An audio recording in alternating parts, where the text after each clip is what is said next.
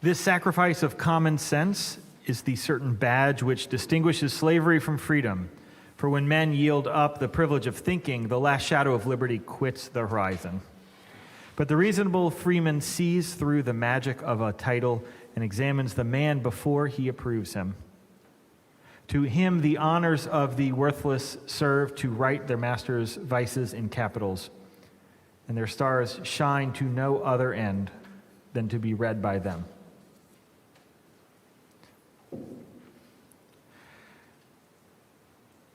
That was from Thomas Paine. I picked it because not only was it in one of the articles about Tom, but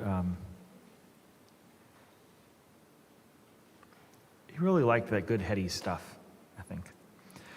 We gather today to celebrate the life and mourn the death of Thomas Joseph Hannie, Jr. He was a son, a father, a brother, a psychologist, a nonconformist and a conformist, a husband, an ex-husband, an atheist, a Unitarian, and a Catholic. If there was ever anybody who embodied the complexities of this world, it was Tom. So my name is Nathan Ryan. I'm one of the ministers here at the church, and I am honored to welcome you here to Tom's church. I have known Tom for as long as I've been at this church. He always went out of his way to make sure that I knew that he did not believe in God, and that neither should I.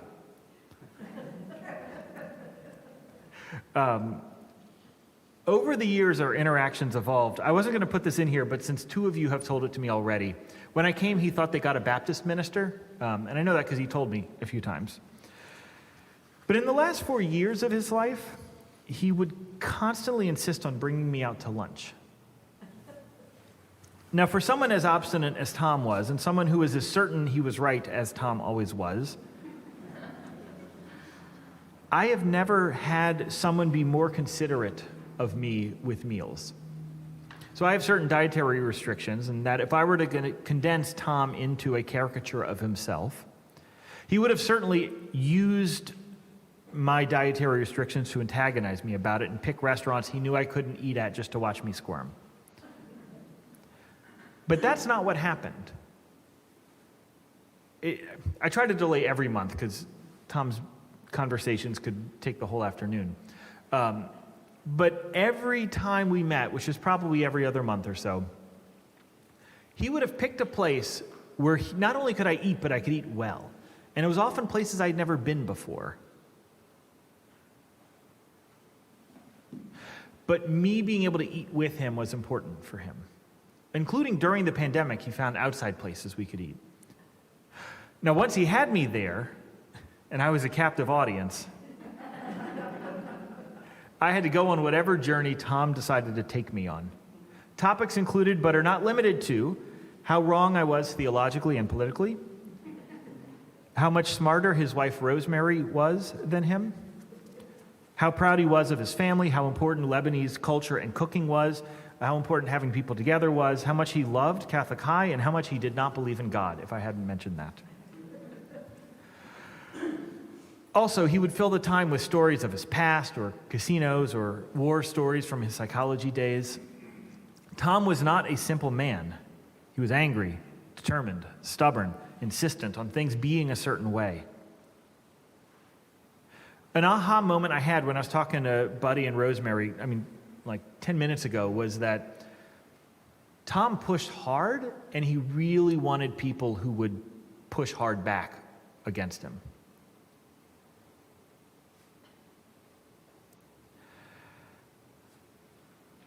He had a larger-than-life personality, and it sometimes could be hard to fit into a space with him. I don't know why he was like that. We probably never will. But I have no doubt that he was fully who he was born to be.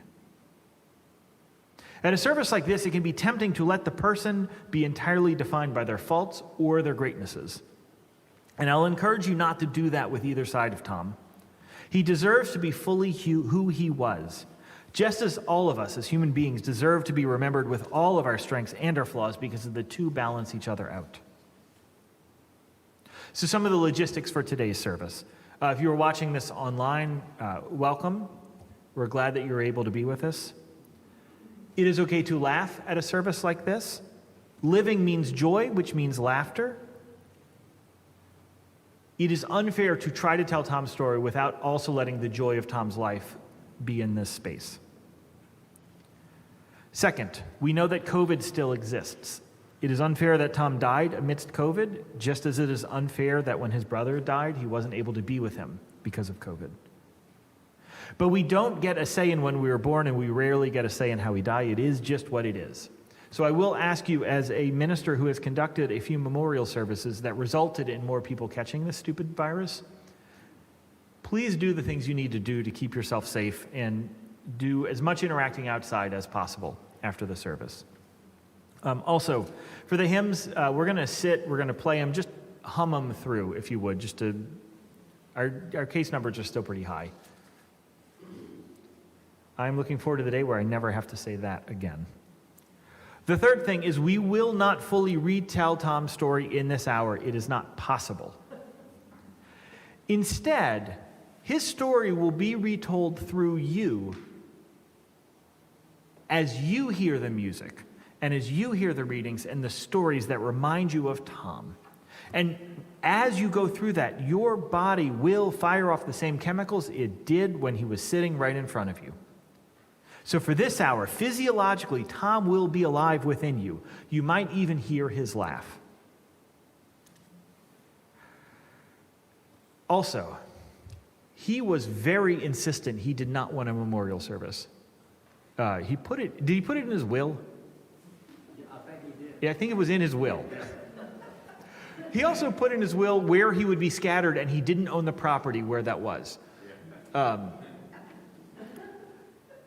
The last week of his life, I don't know why, but he agreed to let us have a service with two stipulations. One was no God, and the other was that a Catholic priest would be invited to be a part of it. But that priest has moved and has since died. But is that true? I might be wrong. He moved. I know. He moved. And I'm not sure if he's deceased. I think maybe. Okay. Father Hill. I cannot confirm. I'm sorry. That was what those were his two stipulations. We meet one of the two. Tom and I always disagreed theologically. He was an altar boy who became a devout atheist. As such, I am certain he does not believe he is in heaven right now.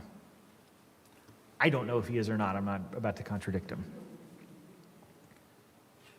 I can tell you, though, that today we will have a service that truly honors who Tom was. It means we're not going to have a prayer. I will not mention the G word again in the rest of the service. And we will allow all of the beauty and complexity of Tom to shine. Well, I don't know where his soul is, or for the sake of Tom, if his soul even exists anymore. I know that his body was made up of elements that have existed since the beginning of time. Those atoms have made up stars and planets and water and trees. And for a brief few decades, they came together to make up him. And these atoms have moved on to make up other things. And while his life has ended, today we will honor his memory and let him live through us, through how we act and through the stories we tell. So I'll invite you to remain seated for this opening hymn, Morning Is Broken.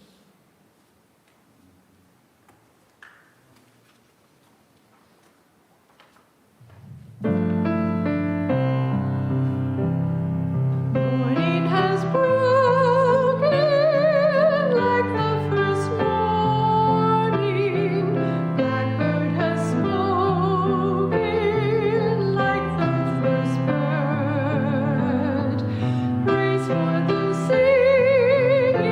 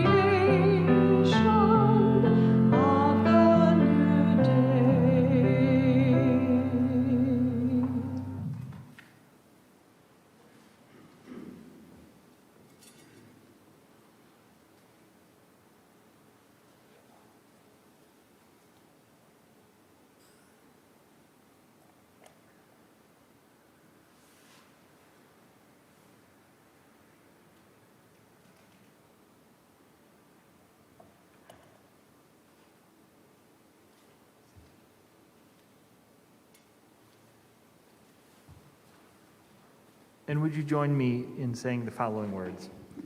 With hope to make this a better world, we light this flame.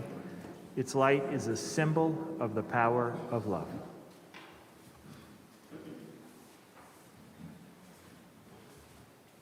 Reading Precious and Lost by Lone Jensen. Between our first cry and our last breath, we string together precious moments of life as pearls on a string. Then something or somewhere or someone breaks, the strands and the pearls scatter everywhere, and we are all on our knees on the floor trying to retrieve something that was precious and is now lost. A human life cannot be restrung. But we can gather together the precious memories, deep gratitude for the time we did have together. I refuse to believe that either God or the universe is cruel, that is a human failing. Instead, I trust that nothing is ever lost. All past and present make up this moment.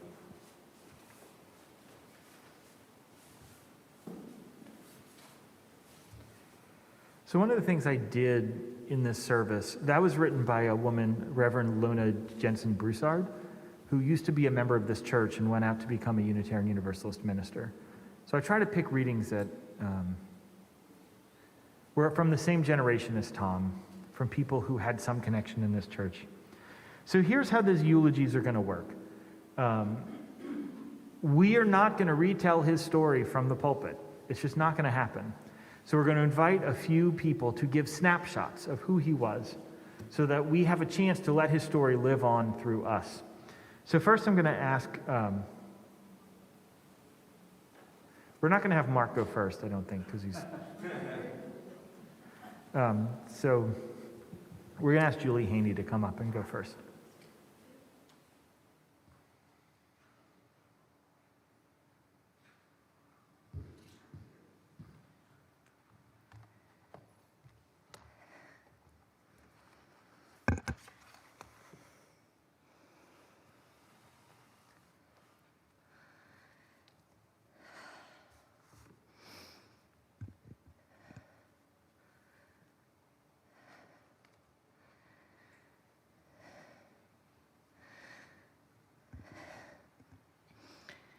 When I think of my Uncle Tommy, the first thing that comes to my mind is that he is my father's older and only brother. He and my father, John Hannie Sr., were very close, and they spoke nearly every day, if not every day. They shared many similar interests, especially love for their family and pride in their Lebanese heritage. As children, they had a unique and close upbringing, and I will always cherish their stories of their childhood and their large Haney family, who were all raised in the Garden District. In December of 2020, the year that my father passed away, my uncle shared a beautiful story with my family of how, in the summer of 1942, at the age of 3, and while on vacation with his mother, aunt, and cousin, Johnny Petro, he learned that his mother, my grandmother, was pregnant. He told her that he, quote, wanted a little Johnny to play with, end quote. He got his wish, and they developed a brotherly bond that lasted a lifetime. This became even more important when their father unexpectedly passed away in 1956 when they were teenagers. They eventually had families of their own, and my uncle dearly loved his devoted wife, Rosemary, of many years, his sons, Trey and Mark, and his granddaughter, Ella. My uncle, like my father, was an avid LSU fan. After graduating from Catholic high school, he attended LSU, where he earned his undergraduate degree. He also loved the University of Georgia, where he earned his PhD in psychology. I will always think of them during football season, as I fondly recall spending many Saturdays watching away LSU home football games with family and friends at my uncle and aunt's house on Jean Lafitte Avenue. I am so thankful that my father and uncle were able to watch the 2019 LSU National Championship game together at my parents' house. I believe this was also the last time that they ate a homemade Lebanese dinner together, prepared by my mother. My uncle would have been thrilled to have seen Georgia win the national championship last month. Some of his other hobbies included flying planes and cooking. He enjoyed talking about aviation with my boyfriend, Andre, who is also a pilot. Uncle Tommy also enjoyed good food and wine.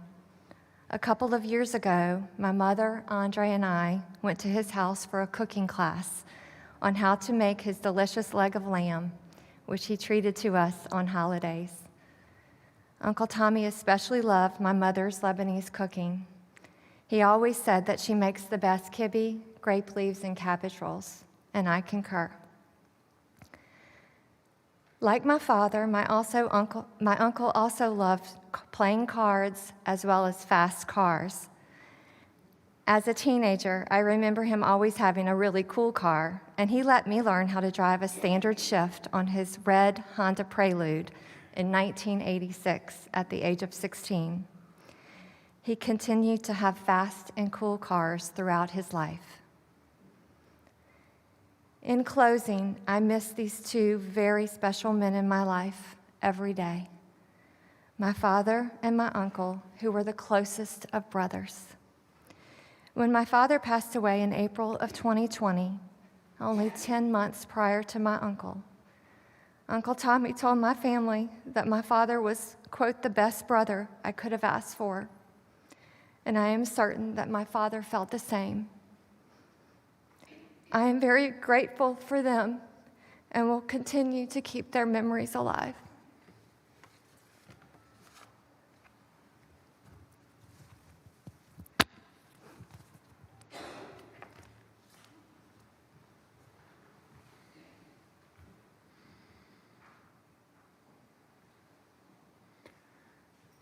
Mark, if you're ready.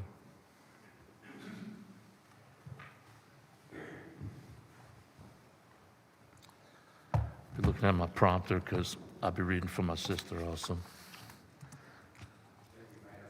All right. This is from my sister, Karen. But before I start, one thing I always remember, I was reared by the golden rule with my dad. He loved telling it. He who has the gold makes the rules. You know, he had a lot of little things I can remember like that, like when me and my brother would mess up, he'd say, "Don't be a knucklehead," and he hit me on the top of the head with his knuckles, like pop. It was silent, nobody would know what happened. This is from my sister Karen. I remember decorating Christmas trees with Dad when we were young. He would lift us up to put the ornaments in the tree. I thought he was strong because we would take turns. We'd all feel so special. In high school, I was in the Future Business Leaders of America for 3 years, treasurer the next year, and then president. I would compete in the bookkeeping and interview divisions. Mr. and Miss Bonacast would come over, and I thought they were so cool. And I wanted to be CPAs just like them. Dad would sit up with me in the living room and talk about my day, future, dreams, etc. I could tell him anything. And this has continued all the way to 2 days before he passed. Mark was born in Pineville, Louisiana, when Mom was pregnant with him. Dad had a motorcycle. When it was time for him to come home from work, we would wait outside so he could take one of us for a ride on his bike. I believe this drove Mom nuts. He sold it right before Mark was born. Dad would play mastermind with me often, along with teaching me how to play chess. He didn't play cards or kids' games with us. He played that because he wanted us to think. I look so forward to these mastermind games because I know the hidden pegs in a shorter number of times than he had would get it, whatever. Dad didn't golf, but he did love his airplane, the Cessna Skyhawk. He would take us out flying with him when he had to practice touch and goes. He flew us to Houston to visit some of his friends, and we would go to Astroworld and then flew home. Pretty awesome. Dad loved his mother, Ann Hannie. She would watch us kids at our home in Baton Rouge when Dad and Mom would go to the games. When she became unable to live on her own, she moved to a Catholic apartment building in uptown New Orleans, and I'd go pick her up when I got my license. He loved his brother, Uncle Johnny, and his family. He would take us to visit there when we were kids. He would tell us stories about his childhood adventures. Dad, Rosemary, and Trey came to my first house after Vaden Joseph was born for Thanksgiving, and sometimes he would meet us halfway. I went by Hannie throughout school, but had to use Cheney to get my diploma. I never thought of him as my stepdad. He was my dad. I don't remember him ever calling me his stepdaughter. I never thought of the boys as half-brothers. This was not how our house was. We were family for good or worse.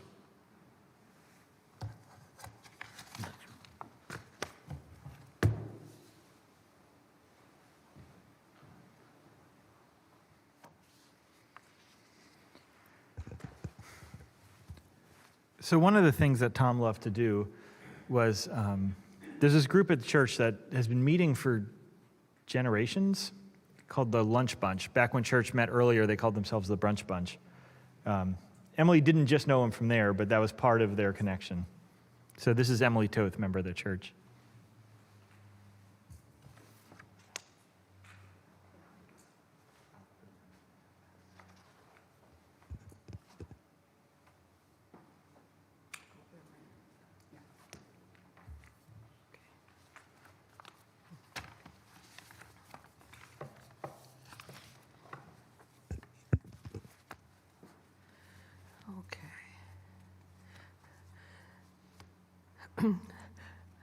Coming up here, I was thinking of the logistics of walking with a cane up the ramp. This is the first time I've ever done it. That was one of the things Tom and I used to talk about, because he had a cane also. But he was much vainer than I was. I would be seen with a cane all the time. He sometimes hid his cane.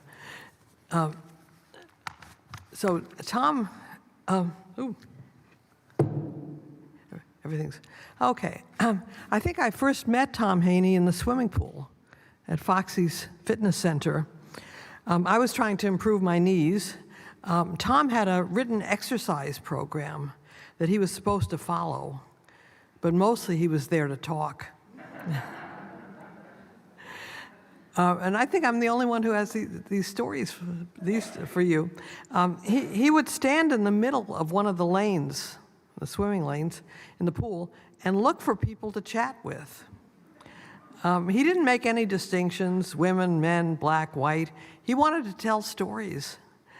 And his booming voice was well suited to the pool. He would tell stories about being a gambler, a rambler, a forensic psychologist, and his words would echo off the walls. We quickly discovered we were both Unitarians and skeptics in general. A little later, when I went to a UU Freethinkers meeting at this church with my husband, there was Tom, and as we told everyone, this was the first time we'd seen each other fully clothed. The subject was evolution, or maybe Adam and Eve. And when I later started the Bible Skeptics group in this church, Tom and his wife, Rosemary, were charter members. They were not members of this church, however, though they'd been coming to this church for decades. And Tom would say, "I'm not a joiner." And I berated him. I said, "The Unitarian Church needs your money to keep the lights on." I said, "Cough up." Well, the next time we had to welcome new members at this church, there they were, Tom and Rosemary. And I still brag about that as my first and only success as a missionary. So meanwhile, we all studied in our Bible Skeptics group, we all studied the Old Testament and really enjoyed some of the bizarre stories.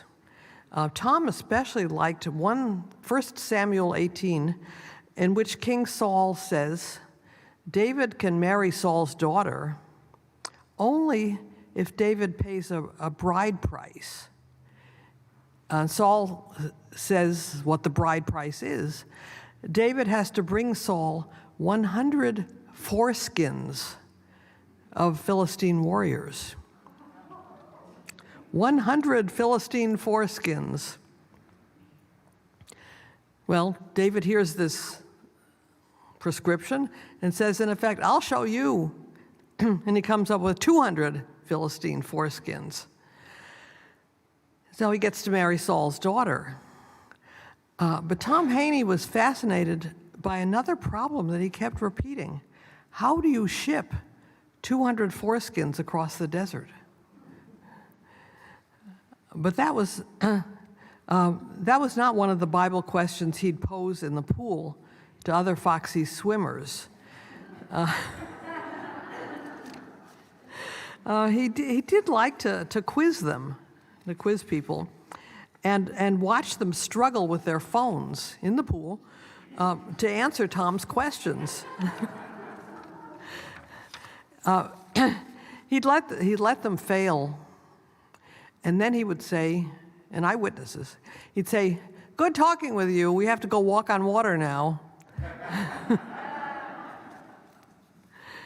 Now, I thought of something else as I was listening today, and that is that one year we had until the pandemic, we used to have an auction every year at this church, and we decided as a Bible skeptics group that we were going to offer as an auction prize a Jefferson Bible. Thomas Jefferson, as you may know, went through the Bible and literally cut out every passage that he didn't believe in, which are mostly passages about God. So we thought, well, we, the Bible skeptics group, will give a copy of the Jefferson Bible for the auction. And then someone had the idea, let's autograph it. We'll give an autographed copy of Jefferson's Bible. And then Tom had the brilliant idea just before the auction, not that we'd autograph it, everybody in the Bible skeptics group would autograph it, but Tom would autograph it on the title page because he could sign his name, Thomas J. for Thomas Jefferson. And we made about $90. So that's what Tom's name was worth, I guess. Tom was also a missionary to my husband and me, my late husband. He got us to join the Capital Area Atheists Incorporated, which is a group founded to bring together skeptics for monthly meetings in the public library. We agreed on on almost everything, but we all yelled at the same time. And Tom was the best bellower of all, as you can imagine. The Capital Area Atheists Incorporated suddenly disappeared. Although Tom, who talked to everybody, he was the first to find out what had happened. He reported at our Unitarian lunch bunch that the man in the couple who founded the Capital Area Atheists Incorporated had fallen away from the faith. He'd found Jesus. Tom was furious. And as a very committed atheist, he was always furious when our minister invoked God. And Tom used to say, "There's no place for God in this church." Well, our church was the place for Tom. It let him be his quirky, argumentative self, sometimes funny, sometimes infuriating. I think his best trait was his irreverence.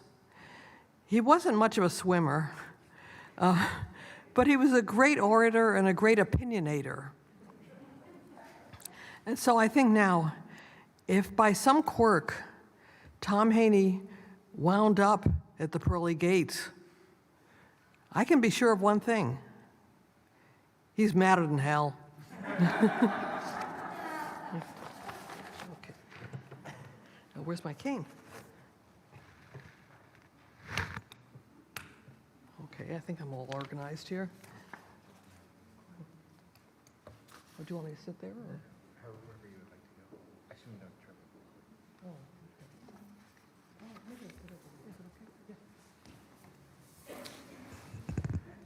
And our last eulogist is Buddy Bonicaz, who has only known Tom for 60, 70 years.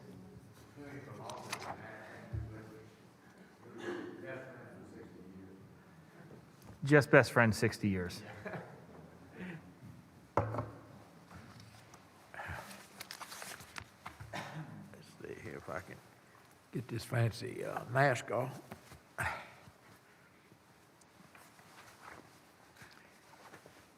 Yes, I have some prepared remarks here, but we've been talking about Tommy. I first met Tommy actually at St. Agnes Elementary School way back when. Now, Tom was 4 years older than I, so he was big man on campus, literally and figuratively. And you couldn't help but know Tom Hannie. Anybody in school knew Tom Hannie because he had many of the traits that Emily talked about even back then. But he was larger than life, let's say. But I wanted to say Tommy Hannie, and I always called him Tommy. I know a lot of people, professionally and all, he was Thomas and Tom, but I think to most all his close friends, he was just Tommy. I said, now, wow. I mean, what can you say or not say about this brilliant, complex character? He was lovable and playful, but also could be obnoxious and infuriating. All of you know. He loved everyone in his orbit, but was sometimes reluctant to show it. If you were Tommy's friend, and he had many, you were the smartest, the greatest, and the most accomplished person on the planet in whatever area of life he was interacting with you. I mean, if you were a contractor, he would tell anybody, get this guy, he's the best contractor on the planet. He loved cars, as people have said here, and he always had a sports car, except for one time in his life, I think, and that's when he was a graduate student at Georgia. He was a broke graduate student, I guess, and he had a VW Beetle at that time. And one time we were going to Athens, and so I rode with him in the Beetle. But don't worry, he was able to accumulate 3 reckless driving tickets, even driving the Bug. When I said he loved cars, especially cars, sports cars, and many will attest, he drove them like a bat out of hell. And a bat out of hell is understating it, believe me. On that trip, I can remember trying to pass cars sometimes with that VW, which would barely get there, and I never knew if he was going to get in enough, but he made it. He loved sports of any kind, but especially LSU sports. He would call me to let me know when any LSU team was on TV. It didn't matter what the sport. If it was gymnastics, softball, baseball, or whatever, he wanted to make sure that I knew they were on. Of course, his all-time favorite was LSU football, followed by Georgia football. I'm so glad he and his brother Johnny got to experience LSU's magical 2019 season, as Julie is. Gambling was another area he loved and excelled. He became one of the best blackjack players in the world, to the point many casinos barred him. Tommy was a very accomplished clinical psychologist. I really didn't know how very accomplished he was until after his death. I read an editorial and obituary in Psychology Times that praised him to the highest degree. Tom never talked too much about his profession. You know, very, very rarely I would know anything about it. So he had a big impact, as you'll see, in Louisiana, but none of us in his family, I think we were all we learned a lot from reading those articles. Just to quote a few, Dr. John Fanning was quoted as saying, very few psychologists had anything close to the impact he had on psychology in our state. Dr. Kim Van Geffen said, Tom was a powerful figure in the history of psychology in Louisiana, we owe him a lot. Dr. Julie Nelson wrote an amazing editorial in the Psychology Today, which is Psychology Times, which captured the essence of Tommy and from which I'll read a part. This is Dr. Julie Nelson. She said, I met Tommy in 1978 when I was a graduate student. Some years later, I picked up the phone and found Tom on the other end reading me the riot act about some delinquency he caught in one of my reports. I listened. Of course, he was right. Tom was always right. Admitted my mistake and pledged never to sin again. I'm satisfied with how you handled this, he said. I think he expected me to be defensive. And from that moment on, we were friends. It would have been easy to be intimidated by Tom Hannie. He was big and tall with a baritone voice, and he exuded confidence. Clearly a dominant male who seemed fearless, he was also gregarious, tolerant, and fun-loving. His lack of pretense was evident in his dress. He would wear baggy leisure shirts and sandals. Tom was oddly free of narcissism. Tom's intellectual ability was off the chart. I wanted to say he was 4 years older than I was, but he graduated school 5 years ahead of me because he was so smart. They actually skipped him up 2 grades, but decided maybe he wasn't socially mature enough to go 2 grades up, so they decided to only put him 1 grade up. He was a razor-sharp analytical mind and more than likely a photographic memory. Susie Andrews, who's another psychologist, said that Tom had forgotten more psychology than the rest of us have known, and she is right. Tom gravitated to forensic psychology because it gave him some small challenge and because he enjoyed the crucible of facts debated and condensed down until all that was left was the essence of truth. His politics were abstract. Tom was a card-carrying member of the Americans United for the Separation of Church and State and the Baton Rouge Freethinkers. Tom Hannie supplied me with an oxygen hose when the lack of clean air became suffocating. Always with Tom, I could take a deep breath of liberty. I thought this was pretty powerful. She said, he cannot be replaced, not ever, and I don't know what I'll do without him. Pretty strong praise from a fellow psychologist. He loved his Lebanese heritage and his very large extended family. I don't think I'd ever met anyone who championed being Lebanese. In fact, I didn't meet people that championed their heritage at all. But when you knew Tom, it wasn't long before you knew he was Lebanese. Soon he had me eating kibbeh nayi and all the other wonderful Lebanese food. He declared me an honorary Lebanese, of which I am proud, and included me in the infamous kibbeh nights. Above all these things, he loved his family, his wife, Rosemary, his sons, Trey and Mark, his granddaughter, Ella, his brother, Johnny, sister-in-law, Kathy, niece, Julie, and nephews, Johnny and Todd. Perhaps he didn't express that love as often as he should have, but he was the consummate behavioral psychologist. He didn't want to enable dependency or bad behavior. In hindsight, after hearing from his family, I think Tommy could have forgotten about every moment being a teachable moment and just expressed all the love he had in his heart for them. And I think they would maybe understand him a little more. He was a complex person, as we all said. I spent the last 2 weeks with Tommy on his deathbed.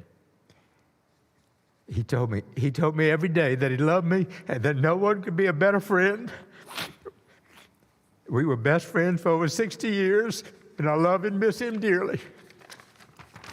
Thank you.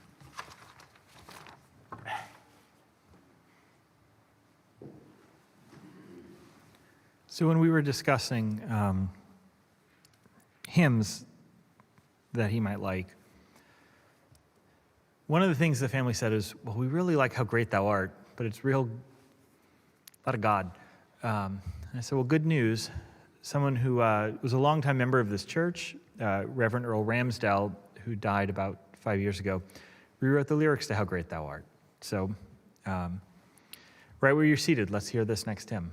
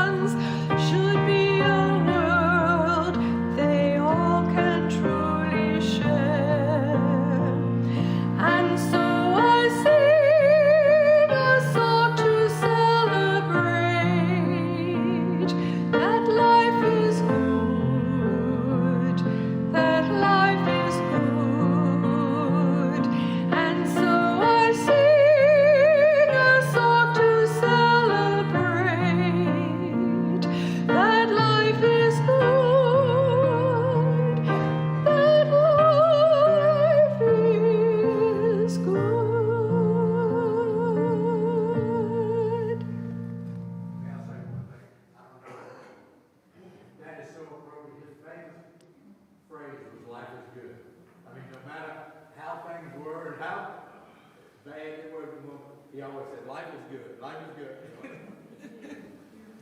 And for those of you online, Buddy said that his favorite phrase was life is good, life is good.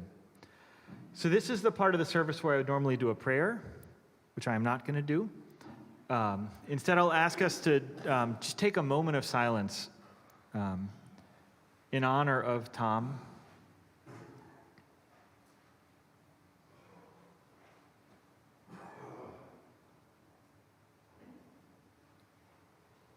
And ask us to hold his memory, all the things that made him who he was, and help us to be appreciative of all that he has given.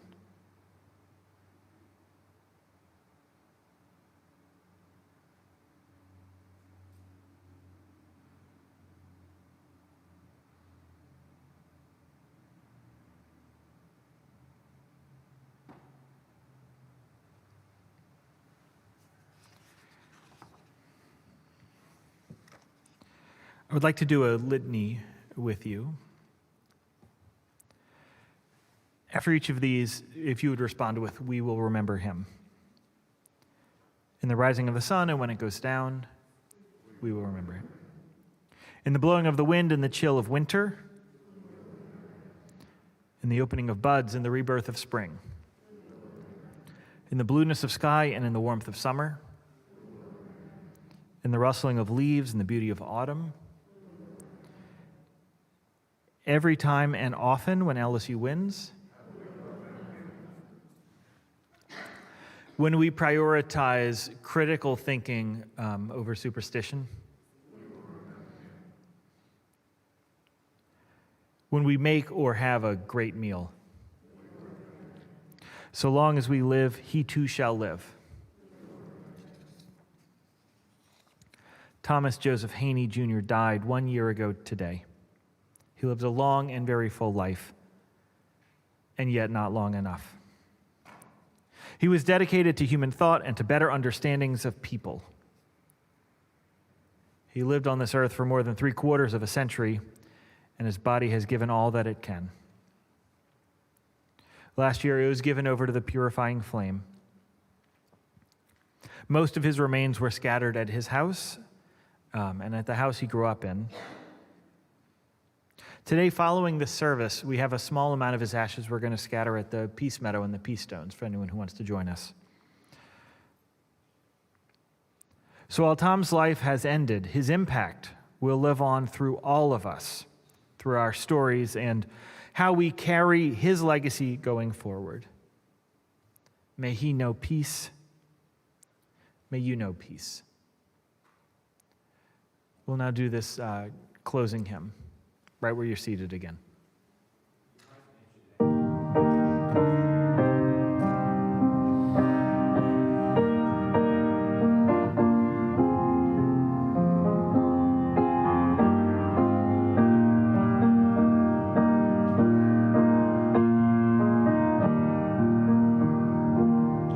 We would be one as now we join in singing.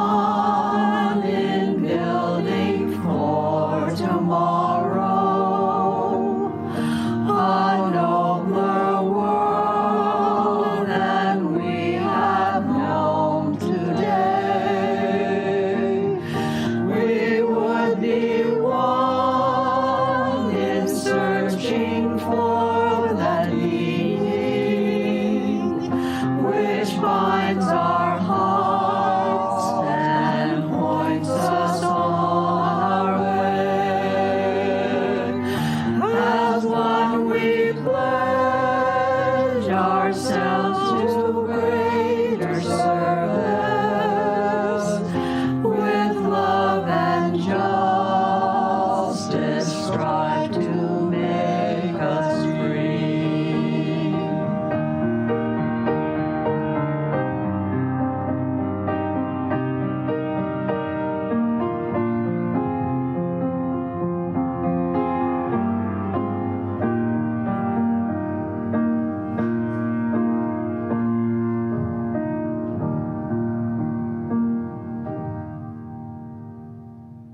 So I had actually prepared a benediction, but actually what you said is probably a better benediction.